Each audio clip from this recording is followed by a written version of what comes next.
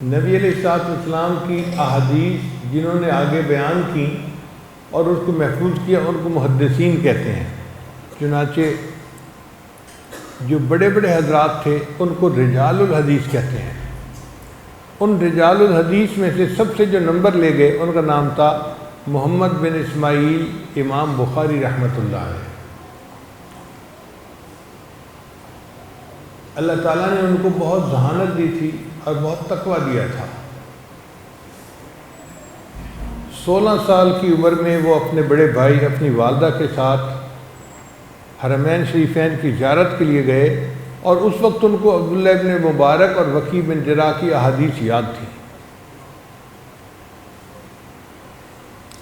ان کے والد بچپن میں فوت ہو گئے تھے اور وہ یتیم ہو گئے، اور آپ جانتے ہی ہیں کہ دنیا میں یتیم ہی در یتیم بنا کرتے ہیں۔ ان کی تربیت ان کے بڑے بھائی احمد بن اسماعیل نے کی اور ان کی والدہ نے کی، مگر امام بخاری رحمۃ اللہ کے نصیب اچھے تھے، اللہ تعالیٰ نے ان سے خوب کام لیا۔ بچپن میں ہی ان کو حدیث مبارکہ سے بہت شغف تھا، چنانچہ ایک مرتبہ استاد نے حدیث بیان کی تو اس میں کوئی غلطی تھی، تو امام بخاری رحمۃ اللہ نے بڑے ادب کے ساتھ نشاندہی کر دی۔ استاد نے اپنے مسودہ کے ساتھ اس کو جا کر ملایا تو وہ بالکل ٹھیک تھی۔ استاد نے کہا کہ مجھے لگتا ہے کہ یہ لڑکا آنے والے وقت میں کوئی بڑی شخصیت بنے گا، اور واقعی اللہ نے امام بخاری رحمۃ اللہ کو امیر المؤمنین فی الحدیث بنا دیا۔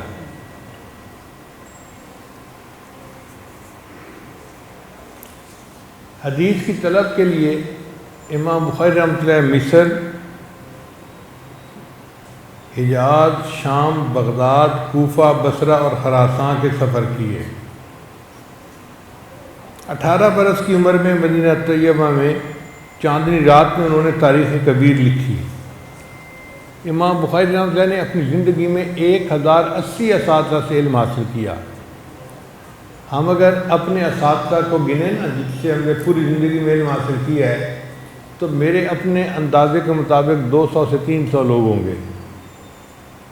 ہم نے بچپن سے لے کے یونیورسٹی تک، مدرسے تک جتنے بھی استادوں سے پڑھا، کل کی تعداد 200 سے 300 ہوگی، اور امام بخاری رحمۃ اللہ نے 1080 اساتذہ سے علم حاصل کیا۔ مگر خوبی کی بات یہ ہے کہ امام بخاری رحمۃ اللہ نے جو بخاری شریف کتاب تالیف کی، انہوں نے اپنی زندگی میں 90,000 طلباء کو یہ کتاب خود پڑھائی۔ آپ نے کوئی ایسا محدث دیکھا ہے کہ جو 90,000 طلباء کو حدیث پڑھائے؟ اللہ اکبر کبیرہ۔ آج کل تو بڑے سے بڑے دارالعلوم میں بھی 2,000 طلباء حدیث کے یا 3,000 طلباء ہوتے ہیں۔ دارالعلوم دیوبند میں بھی دور حدیث کے طلباء کی تعداد 4,000 تک ہوتی ہے۔ 4,000 طلباء بہت ہوتے ہیں۔ ہمیں ایک دفعہ بنگلہ دیش جانے کا موقع ملا تو وہاں پر ایک مدرسہ ہے ہٹھ ہزاری کا، انہوں نے کہا جی کہ دور حدیث کے طلباء میں بیان کر دیں۔ ہم نے کہا بہت اچھا۔ اللہ کی شان کے اس مدرسے میں دور حدیث کے طلباء کی تعداد 4,000 تھی۔ اتنی بڑی مسجد ساری بھری ہوئی۔ میں نے محتمم صاحب سے پوچھا کہ آپ نے مدرسے کے سب طلباء کو بلا لیا؟ انہوں نے کہا نہیں جی، ہم نے صرف طلباء ان کو بلایا جو دور حدیث کے طلباء ہیں، اور ان کی تعداد 4,000 ہے۔ اب اگر بڑے سے بڑے مدرسے کے طلباء کی تعداد 4,000 ایک سال میں ہے تو ایک محدث اگر 40 سال بھی وہاں پڑھائے تو بھی وہ اتنے طلباء کو نہیں پڑھا سکتا۔ اور امام بخاری رحمۃ اللہ نے اپنی زندگی میں 90,000 طلباء کو خود بخاری شریف پڑھائے۔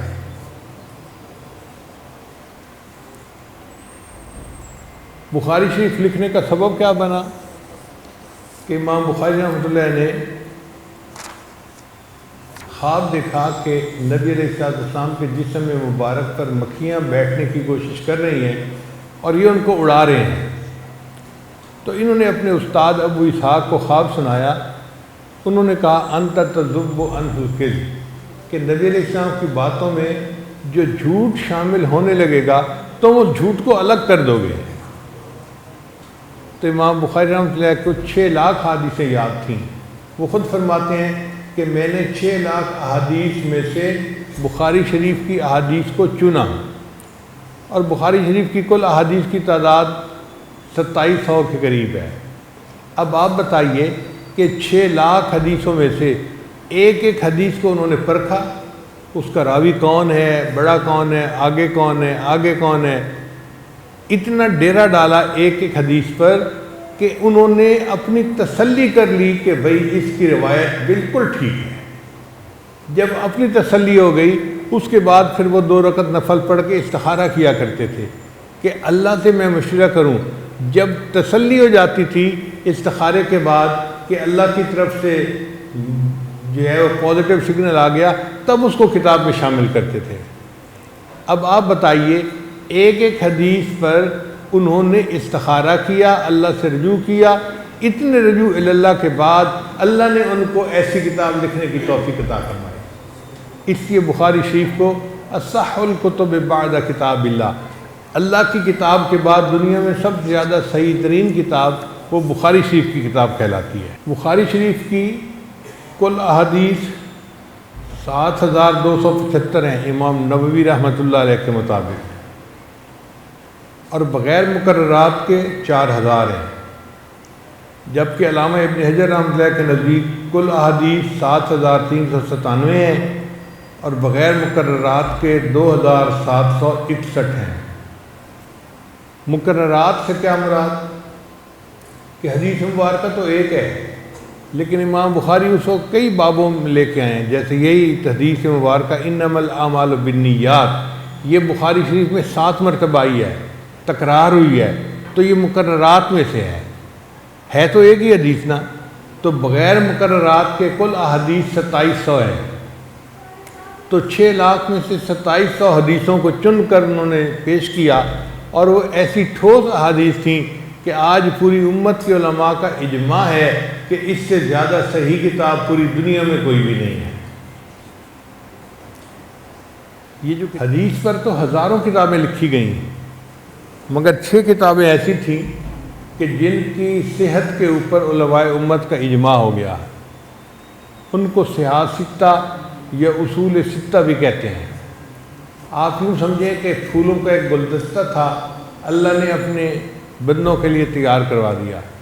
جیسے گلدستہ میں مختلف رنگ کے پھول ہوتے ہیں نا تو اچھا لگتا ہے، اسی طرح یہ صحاح ستہ کی جو کتابیں ہیں یہ حدیث پہ مبنی کتابیں ہیں، مگر ہر ایک کا رنگ جدا ہے، ہر ایک کا رنگ اپنا ہے۔ چنانچہ امام مسلم رحمۃ اللہ کے نزدیک حدیث کو سمجھنے کے لیے فنی طور پہ بندے کو پہچان ہونی ضروری تھی، اس لیے انہوں نے مسلم شریف کی ابتدا مقدمہ مسلم سے شروع کیا، یعنی حدیث کی تعریفیں لکھی انہوں نے۔ مجھے یاد ہے جب میں نے اپنے استاد سے پڑھنی شروع کی تو انہوں نے کہا کہ مقدمہ مسلم آپ نے مجھے زبانی سنانا ہے، تو میں نے پورا مقدمہ مسلم زبانی یاد کر کے ان کو سنایا تھا، تب انہوں نے آگے سبق شروع کروایا۔ ابو داؤد رحمۃ اللہ کے نزدیک حدیث کا مقصد تھا حدیث پر عمل کرنا، اور وہ نبی علیہ السلام کی محبت کے بغیر ممکن نہیں، اس لیے انہوں نے نبی علیہ السلام کی محبت کے باب سے اس کتاب کی اپنی کتاب کا آغاز کیا۔ امام ترمذی اور امام نسائی، ان حضرات کا اصل مقصد تھا کہ حدیث پر عمل کیا جائے، چنانچہ انہوں نے کتاب الصلاۃ، کتاب الطہارہ سے اپنی کتاب کا آغاز کیا۔ امام بخاری رحمۃ اللہ کا مقصد یہ تھا کہ نبی علیہ السلام کی حدیث وحی کو واضح کرتی ہے، لِتُبَيِّنَ لِلنَّاسِ مَا نُزِّلَ إِلَيْهِمْ، لہذا انہوں نے اپنی کتاب کا آغاز باب کیف کان بدء الوحی سے شروع کیا۔ ویڈیو کے نیچے سبسکرائب کے بٹن پہ کلک کریں، بیل کے آئیکن پہ کلک کیجئے تاکہ ہر نئی ویڈیو کی نوٹیفیکیشن آپ کو مل جائے۔